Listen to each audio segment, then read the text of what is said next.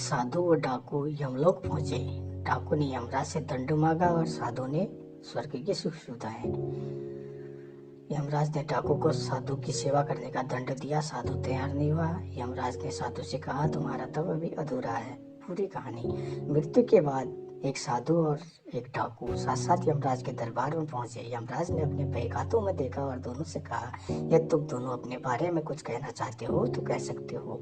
डाकू अत्यंत विनम्र शब्दों में बोला, महाराज, मैंने जीवन भर पाप कर्म किए हैं और मैं बहुत बड़ा अपराधी हूँ, अतः आप जो दंड तय करेंगे मुझे स्वीकार होगा। डाकू के चुप होते ही साधु महाराज बोले, महाराज, मैंने आजीवन तपस्या और भक्ति की है। मैं कभी असत्य के मार्ग में नहीं चला। मैंने सदैव सत्कर्म ही किए हैं। इसलिए आप कृपा कर मेरे लिए स्वर्ग के सुख साधनों का प्रबंध करें।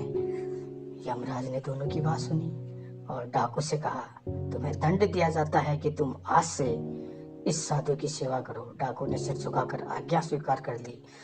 यमराज की यह आज्ञा सुनकर साधु ने आपत्ति करते हुए कहा, महाराज, इस पापी के स्पर्श से मैं अपवित्र हो जाऊंगा और मेरी तपस्या और भक्ति का पुण्य निर्थक हो जाएगा।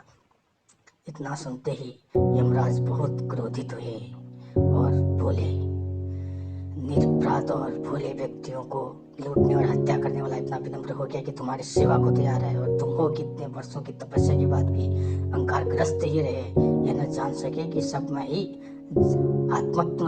एक ही आत्मत्व समाया हुआ है। तुम्हारी तपस्या अधूरी है, अतः तुम आज से इस डाकू की सेवा करो।